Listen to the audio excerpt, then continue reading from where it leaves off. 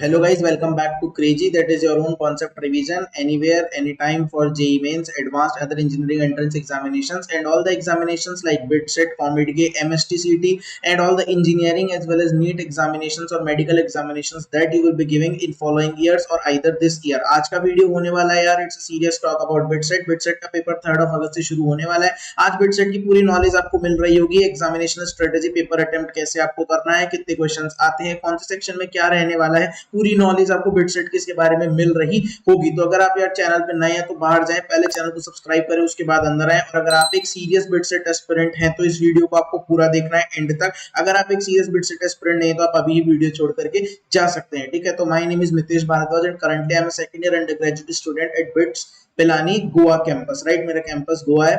तो आज अब हम चलो बात करते हैं BITSET के बारे में. तो BITSET से जो आपको इंस्टीट्यूट्स के अंदर एडमिशन मिलेगा वो इंस्टीट्यूट से आपके bits Pilani, bits Goa and bits Hyderabad. ठीक है, BITSET का जो एग्जामिनेशन पैटर्न है वो किस तरीके का रहने वाला है कि BITSET के अंदर आपके पास यार 150 क्वेश्चंस आते हैं. 3 घंटे का आपको टाइम मिलता है 150 क्वेश्चंस को सॉल्व करने के लिए. ठीक है, जिसके अंदर आपका क्वेश्चन का डिवीजन कुछ इस तरह से रहता है. 40 क्वेश्चंस आपके फिजिक्स के आते हैं, 40 क्वेश्चंस आपके केमिस्ट्री के आते हैं एंड 45 क्वेश्चंस आपके मैथमेटिक्स के आ रहे होते हैं. साथ के साथ आपके 15 क्वेश्चंस इंग्लिश के आते हैं और 10 क्वेश्चंस आपके लॉजिकल रीजनिंग के आते हैं. तो ये जो 25 क्वेश्चन वाला सेक्शन है जिसमें 15 इंग्लिश और 10 लॉजिकल रीजनिंग, ये काफी जनरल सेक्शन होता है. इंग्लिश इसमें बिल्कुल बोर्ड लेवल की पूछी जाती है. अनसीन पैसेज, सिनोनिम, एंटोनिम, इस सब तरीके से पूछा जाता है. इसको आप आसानी से कर लेते हैं, इसमें इतनी दिक्कत बच्चों को नहीं आती. लॉजिकल रीजनिंग भी बहुत ज्यादा आसान होती है, वो इतनी दिक्कत ही नहीं देता. जो मेजर चंक है सेक्शन का वो कौन से 45 आपके mathematics, 40 chemistry and 40 is your physics. तो ये आपका मेजर चंक रहता है जो आपको अच्छे से प्रिपेयर करना होता है. बाकी 25 क्वेश्चंस में से आप 15-16 क्वेश्चंस भी कर देते हैं तो इट्स नॉट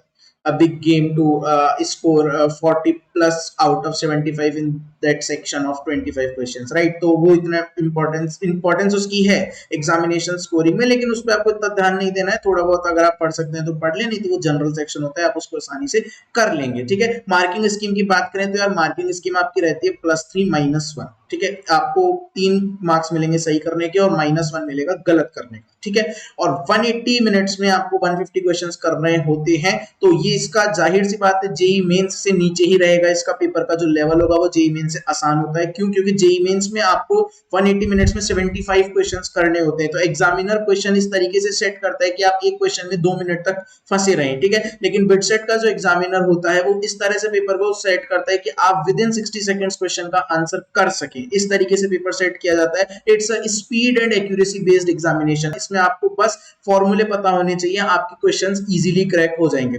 अब BITSET की जो एग्जामिनेशन स्ट्रेटजी है वो क्या होने वाली है उस पर बात करते हैं. तो BITSET की एग्जामिनेशन स्ट्रेटजी ये रहेगी कि अब जो लास्ट का टाइम बच गया उसमें आपको एटलीस्ट 2 से 3 मॉक टेस्ट देने ही देने हैं. सारे फॉर्मूले आपको डेली रिवाइज करने हैं. कॉन्सेप्ट को इतना डेप्थ में आपको नहीं पढ़ना है, सिर्फ आप ऊपर से फॉर्मूले भी रिवाइज करेंगे तो आपका काम चल जाएगा. BITSET में क्वेश्चंस फॉर्मूला बेस्ड ही आते हैं. ठीक है, एग्जाम अटेम्प्ट करने की हमारी क्या स्ट्रेटेजी रहने वाली है. तो देखो, एग्जामिनेशन हमको क्या करना है, किसी भी क्वेश्चन में 1 मिनट से ज्यादा का टाइम नहीं देना है. हमने भी क्वेश्चन सॉल्व करना स्टार्ट किया. इवन आपको मॉक टेस्ट भी इसी तरीके से देना है. देखो, जिस एग्जाम को हम देने वाले हैं अगर उसकी मॉक टेस्ट में हम उसी तरह से अटेम्प्ट करें जिस तरह से उसको देने वाले हैं तो हमको उस दिन काफी ज्यादा फायदा मिलता है, काफी ज्यादा हमको आसानी रहती है उस पेपर को क्रैक करने में. ठीक है, तो आपको क्या करना है, आपको क्वेश्चन देखना है, आपको क्वेश्चन सॉल्व करना है, स्टार्ट करना है. अगर क्वेश्चन में 1 मिनट से ज्यादा का समय लग रहा है तो आपको वहीं पे क्वेश्चन छोड़ के दूसरे क्वेश्चन पे पढ़ जाना है. ठीक है, क्योंकि BITSET में आपके पास टाइम बहुत कम रहता है. 1 मिनट 20 सेकंड ही आपको क्वेश्चन करने के मिलते हैं, एक क्वेश्चन करने के. ठीक है, तो आपको जो है काफी ज्यादा अपने टाइम मैनेज करके चलना पड़ेगा. तो आपने क्वेश्चन पढ़ा हुआ ठीक है, क्वेश्चन पढ़ा हुआ ठीक है, क्वेश्चन पढ़ा नहीं हुआ आगे बढ़े, क्वेश्चन पढ़ा नहीं हुआ आगे बढ़े. इस तरीके से आपको करना है. केमिस्ट्री जो आने वाली है आपकी बहुत ही ज्यादा बेसिक लेवल की आने वाली है. 40 क्वेश्चंस आप जो है 30 मिनट के अंदर आसानी से कर देंगे. 30 to 35 मिनट्स में आप वो 40 क्वेश्चंस आसानी से क्रैक कर देंगे. केमिस्ट्री में 3 से 4 क्वेश्चंस आपके ट्रिकी रहेंगे. बाकी 36 से 37 क्वेश्चंस जो आ रहे होंगे वो काफी ज्यादा आसान आ रहे होंगे. मतलब they will take around 30 seconds to solve per question या maximum 1 minute to solve per question, right. और जो फिजिकल केमिस्ट्री के क्वेश्चन आएंगे वो भी ज्यादा कैलकुलेटिव नहीं आएंगे, काफी ज्यादा आसान बेसिक से क्वेश्चन आ रहे होते हैं, NCERT based, board level based. ठीक है, तो अगर मैं कंपेयर करूं BITSET का लेवल, जैसे मैंने आपको बता दिया है कि यहाँ पे आपका जेईई एडवांस होगा, फिर जेईई मेंस और BITSET थोड़ा सा नीचे की तरफ चला जाएगा क्योंकि BITSET is a speed and accuracy based examination. ठीक है, अब अपन बात कर लेते हैं मॉक टेस्ट की कि आपको मॉक टेस्ट कब देना है और किस टाइम पे देना है. तो देखो, जो मॉक टेस्ट होने वाला है अपना वो मॉक टेस्ट आपको 2 से 3 मॉक टेस्ट देने हैं आपके पेपर से पहले, ठीक है। अगर आपका पेपर अभी 3 अगस्त को है तो एटलीस्ट 2 मॉक टेस्ट तो आपको देने हैं। और किस टाइम पे देना है? जिस टाइम पे आपका बिट सेट का पेपर है। मॉर्निंग शिफ्ट में आपका पेपर है तो मॉर्निंग में आप मॉक टेस्ट अटेम्प्ट करें, इवनिंग शिफ्ट में आपका पेपर है तो आप इवनिंग शिफ्ट के अंदर मॉक टेस्ट अटेम्प्ट करें, ठीक है। तो इस तरीके से आप बिट सेट का पेपर करेंगे स्ट्रेटेजी के साथ चलते हुए, ये क्वेश्चन पढ़ा हुआ ठीक है, ये क्वेश्चन पढ़ा हुआ ठीक है, ये पढ़ा नहीं हुआ आगे बढ़े, ये पढ़ा नहीं हुआ आगे बढ़े, तो आप जो है बिट सेट में काफी ज्यादा अच्छा स्कोर कर लेंगे। And it's not really tough to score 300 in BITSAT examination. काफी ज्यादा आसान होता है क्योंकि क्वेश्चंस हमारे पास उस टफर लेवल के नहीं आ रहे होते हैं, क्वेश्चंस काफी ज्यादा बेसिक और एनसीईआरटी बेस्ड आ रहे होते हैं। तो अगर आपको फॉर्मूला पता है तो बस आपको फॉर्मूला लगा के वैल्यू डालनी है, आपका आंसर आ जाएगा। जैसे फिजिक्स में मेरे को याद है कुछ इस तरीके के क्वेश्चन थे कि मोमेंट ऑफ इनर्शिया रॉड का सेंटर ऑफ मास के अबाउट कितना होता है, ठीक है, एक बॉडी चल रही है तो उसका लीनियर मोमेंटम कितना है, इस तरीके के क्वेश्चंस आते हैं, ज्यादा टफ पेपर नहीं होता। तो आपको फॉर्मूला आता है, फॉर्मूले में वैल्यूज प्लग इन करें और आंसर निकालें। तो अब बात कर लेते हैं यार बिटसेट में कुछ बोनस क्वेश्चंस भी रहे होते हैं अपने पास। तो बिटसेट में बोनस क्वेश्चंस अटेम्प्ट करने की क्या स्ट्रेटेजी रहने वाली होती है उसके बारे में बात करते हैं। देखो बिटसेट में आपके पास यार 150 क्वेश्चंस आते हैं और उसके बाद आपको 12 बोनस क्वेश्चंस मिलते हैं। लेकिन बोनस क्वेश्चंस अटेम्प्ट करने का एक अपना अलग तरीका होता है।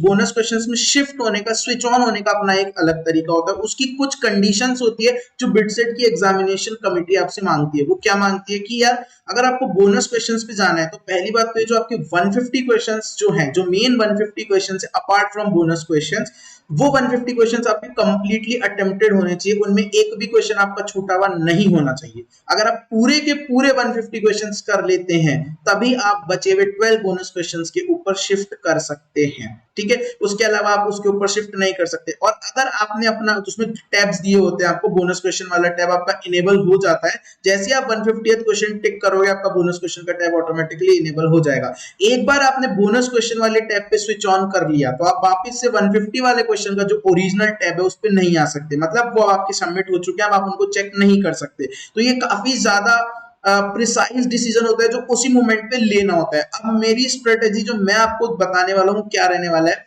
कि आपको बोनस क्वेश्चंस अटेम्प्ट करने चाहिए या नहीं करने चाहिए। जिन बच्चों ने सक्सेसफुली 130 या 130 से ज्यादा क्वेश्चंस कर लिए, मतलब एटलीस्ट 130 क्वेश्चंस, कितने? At least 130 questions. अगर आपने एटलीस्ट 130 क्वेश्चंस कंप्लीट कर लिए हैं और आपको पक्का पता है कि मेरे 130 में से यार 110 प्लस पक्का सही है, एक्यूरेसी लेवल अच्छा खासा है क्योंकि बिटसेट आपसे 70% एक्यूरेसी लेवल मांगता है लगभग, ठीक है।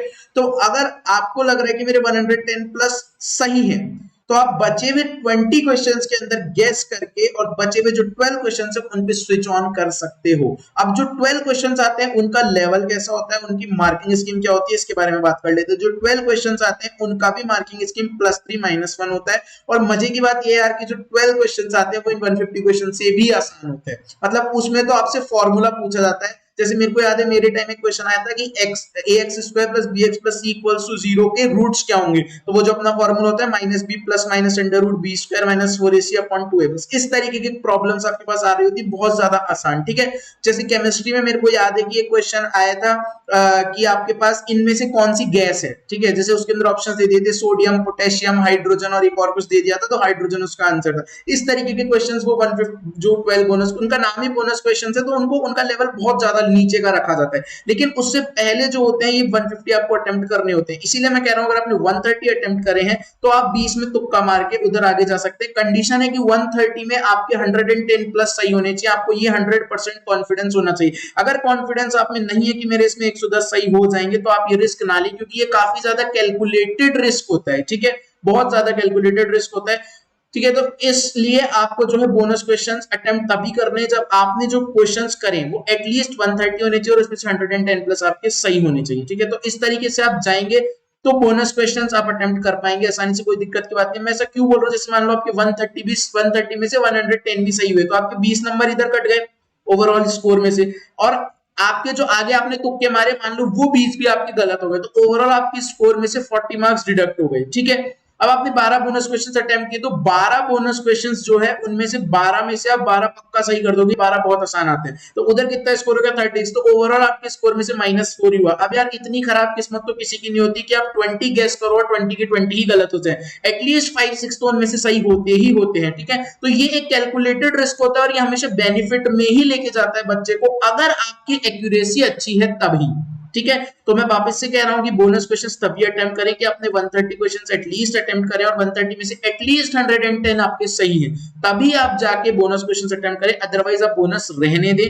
नॉर्मल क्वेश्चंस भी आप 150 के 150 में से आप 130 120 भी अच्छे से करके आते हैं तो भी आपका अच्छा स्कोर बिटसेट में आ जाता है। And it's really very easy to score a score around 300 or greater than 300 in BITSET and to secure a good branch in bits Pilani और बिट्स गोवा और बिट्स हैदराबाद। ठीक है, अगर आपको कोई डाउट रहता है और बिटसेट से रिलेटेड तो आप नीचे कमेंट बॉक्स के अंदर कमेंट कर सकते हैं। व्हाट्सएप ग्रुप का लिंक डिस्क्रिप्शन में दिया है, व्हाट्सएप ग्रुप आप ज्वाइन कर सकते हैं, वहां पे आपको पर्सनल मेंटरशिप मिलेगी, साथ ही साथ पेपर के सॉल्यूशंस और क्वेश्चंस वहां पे अपलोड होते रहते हैं। चैनल पे नए हैं तो चैनल को सब्सक्राइब कर लो यार, वीडियो को लाइक कर दो और अपने फ्रेंड्स के साथ शेयर कर दो।